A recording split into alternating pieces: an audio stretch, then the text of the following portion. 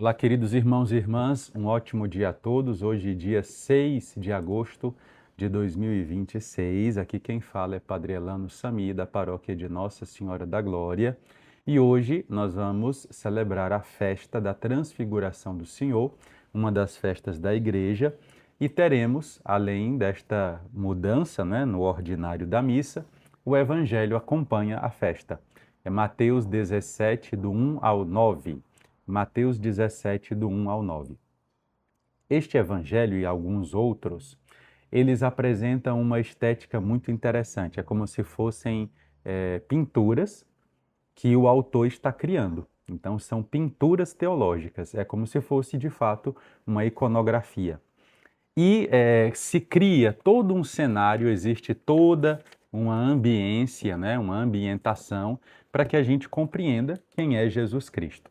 Então eu vou aqui retomar, vou aqui tomar o texto com vocês em grego, começando aqui com uma Bíblia nova, para a gente escrever de novo nela. A outra eu doei para os acólitos da paróquia, acho que eles vão fazer bom uso. Já estava toda arriscada, né? E depois de 6 dias. Por que 6 dias, né? Esses 6 dias significa a primeira semana da criação, não é? O tempo de Deus criar e o sétimo dia descansar. E também esses 6 dias, né?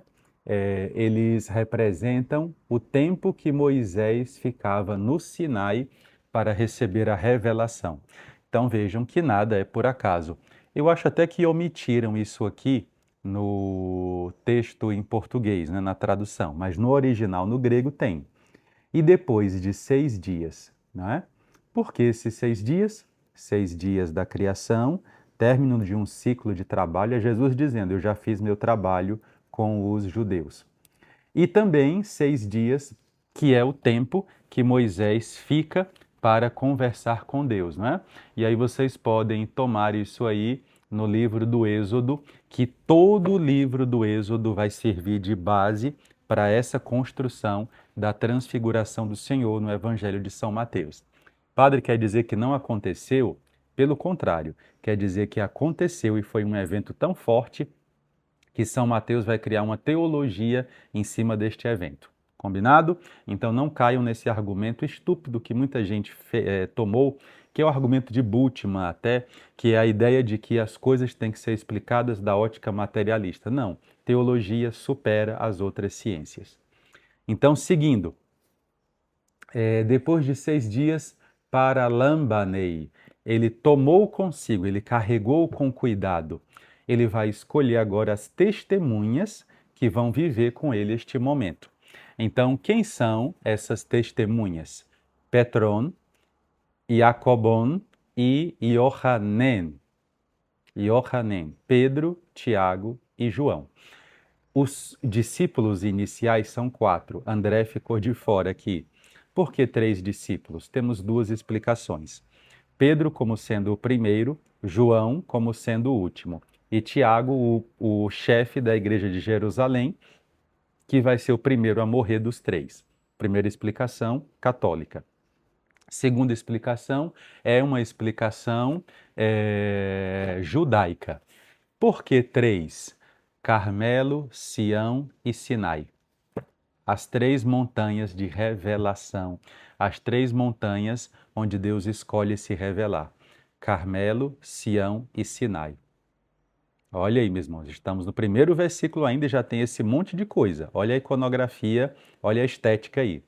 Pedro, cujo nome significa rocha de fundação, rocha que une as outras, onde as outras se apoiam, né? Jacobon, que significa aquele que foi endireitado por Deus, tem uma ligação direta com o patriarca Jacó, e Johanan, que significa Deus faz graça, o último a morrer e o último dos discípulos também escolhidos, o mais jovem. Aqui fala dessa visão universal, todos os discípulos.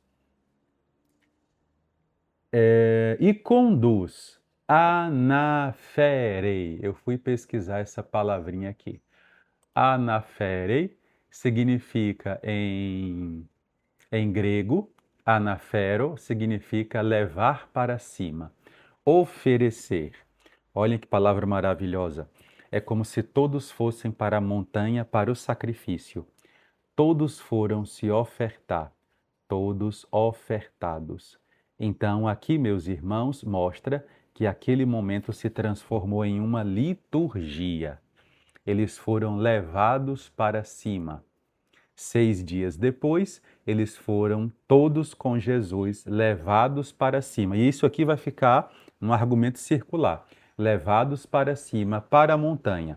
Então, levar para cima já é subir. Montanha, subir. Uma montanha alta. Orós, alto, né? Uma montanha alta. E em particular, então eles vão subir, subir, subir, e em particular é uma revelação privada, porque a revelação total vai acontecer após a ressurreição. Jesus então levou consigo com cuidado para Lambanei, depois Anaferei, subiu, né? Levou-os para o alto, para uma montanha, que é o lugar da revelação, o lugar da visão de Deus, e os conduziu, né? Em particular, só eles. E ali foi transfigurado. Essa palavra transfigurar, ela significa mudar a aparência, mudar a figura, uma mudança no aspecto. Eu costumo dizer que é como se Jesus tivesse tirado o véu da humanidade, é como se Jesus tivesse revelado naquela hora quem ele é de fato, não é? Ele deixou-se ver como ele é. Foi transfigurado perante eles. Foi para eles essa manifestação. E por que essa manifestação aconteceu? Porque eles haviam caído por conta dos 3 anúncios da paixão do Senhor. Jesus dizia: eu morrerei, eu vou ser entregue, eu vou sofrer muito. E essas notícias causaram grande dor na igreja. Então o Senhor os levou para que eles confirmassem os outros. E perante eles brilhou, relampsen, ou seja, o que é isso aqui, não é? Ele, nesta hora, emitiu luz. Jesus, nesta hora, se comportou como um astro luminoso, que aqui vai trazer depois a luz do sol, né? Que ele brilhou como a luz do sol. É uma epifania. Então, é uma manifestação divina aqui. E Jesus Cristo brilhou, ele emitiu luz, raios. Lembram que o raio era uma das manifestações de Deus lá no Sinai? Então, Jesus Cristo é o próprio Sinai. É para subir sobre ele, né?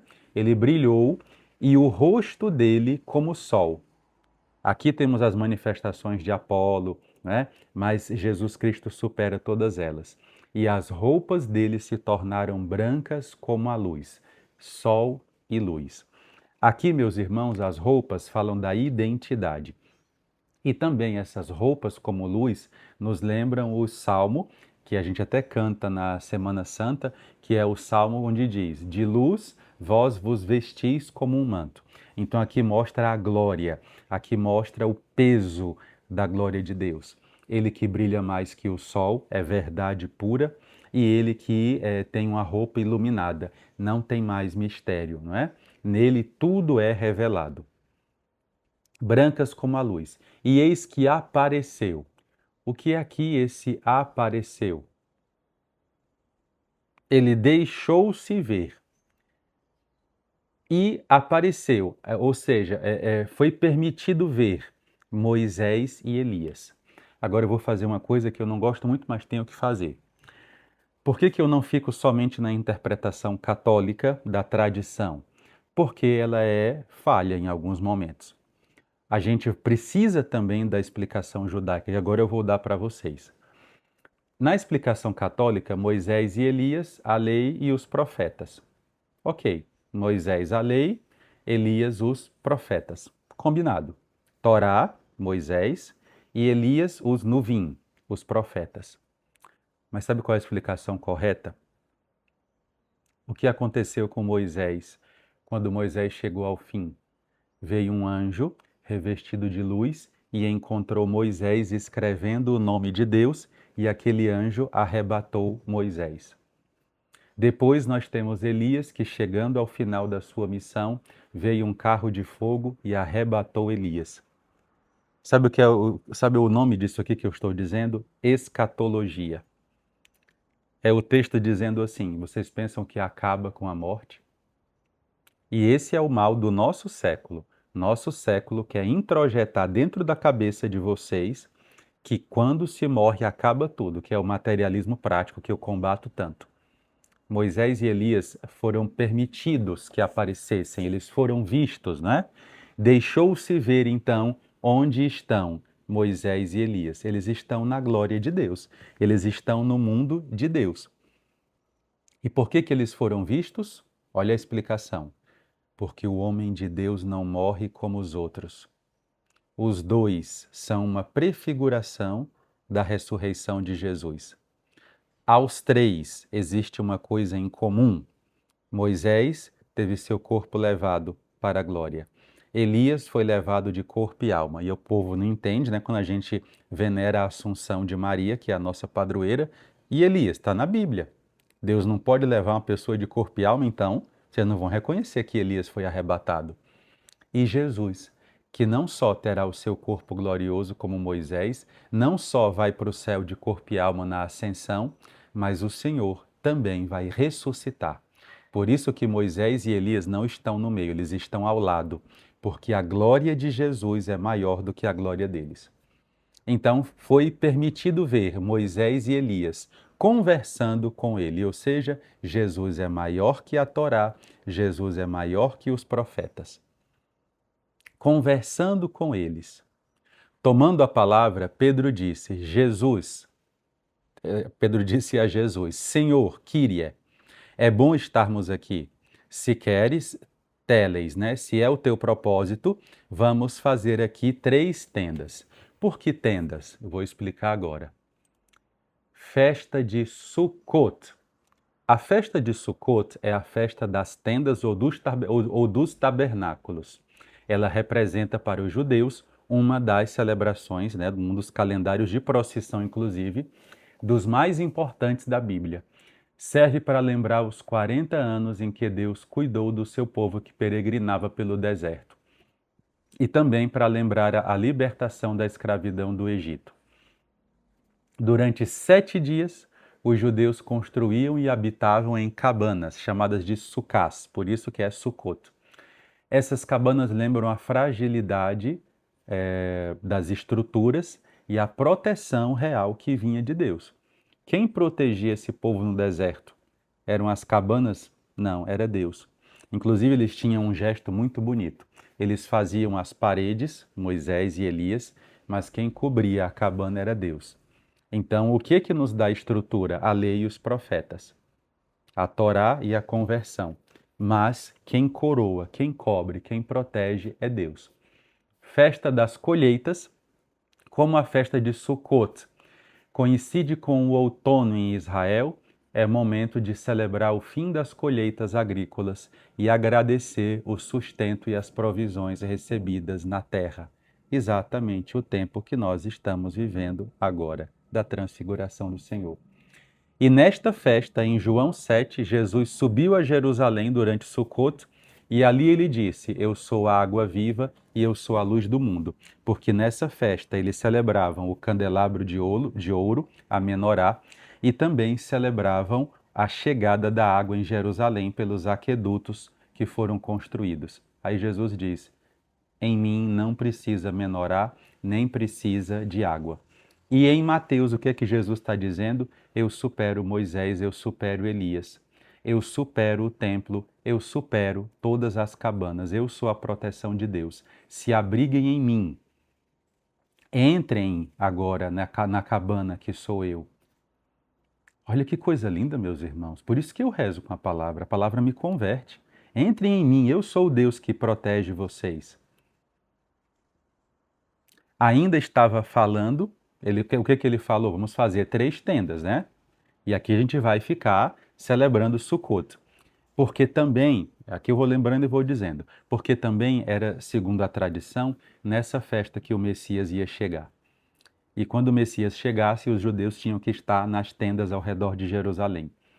Então Pedro diz, vamos fazer 3 tendas, uma para ti, uma para Moisés e outra para Elias.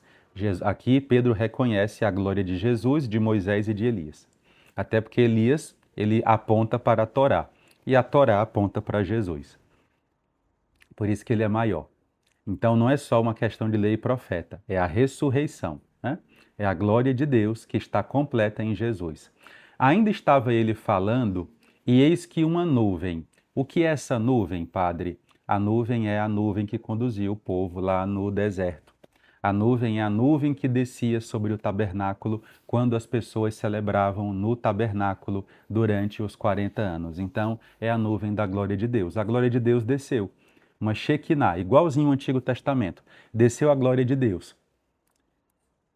Veio uma nuvem luminosa que sombreou, que cobriu, não é? Não era assim que eles faziam? Eles faziam as barracas e a nuvem que passava era Deus cobrindo a barraca. Então veio uma nuvem e cobriu todos. E da nuvem veio uma voz. Deus que fala com o seu povo, Deus que falou a Moisés no Sinai, Deus que falou com Elias no Sinai, Deus que fala por Jesus, Deus que é Jesus Cristo falando aqui. E da nuvem veio uma voz, dizendo, este é o meu Yahid. Depois pesquisem o que significa a palavra Yahid. Yahid significa o mais amado, o mais querido e tantas outras coisas. Também, não só isso, este é o meu filho amado, Agapetos, que é a tradução grega para Yahid. Yahid é mais profundo, é o que é igual a mim, é o que mais me agrada, o mais parecido comigo. Nele eu me comprazo, Eudoquessa, nele eu coloco a minha alegria, nele eu coloco o meu bem-querer, eu acho bom o que ele faz, nele eu tenho grande prazer. Essa é a nossa missão, é isso que eu quero.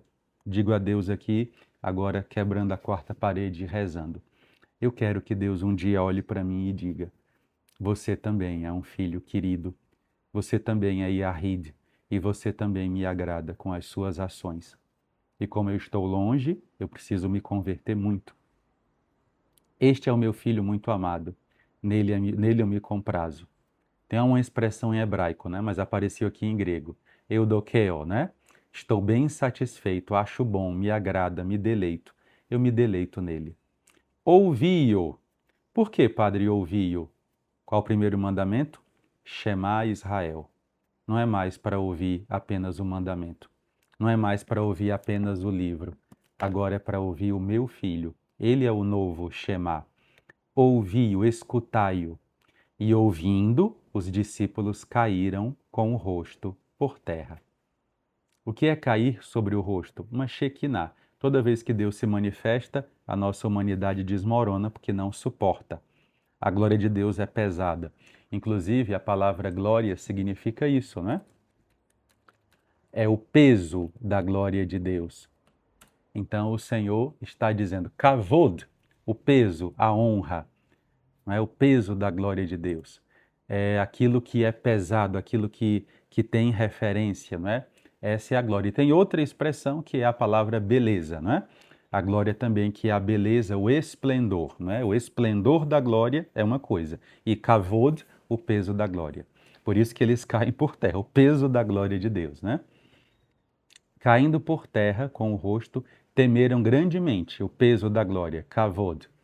Jesus, tocando neles, aproximou-se e tocando, ou seja, o Senhor se aproxima, porque ele sabe que nós não vamos conseguir chegar perto dele. Por isso que o Senhor se aproxima.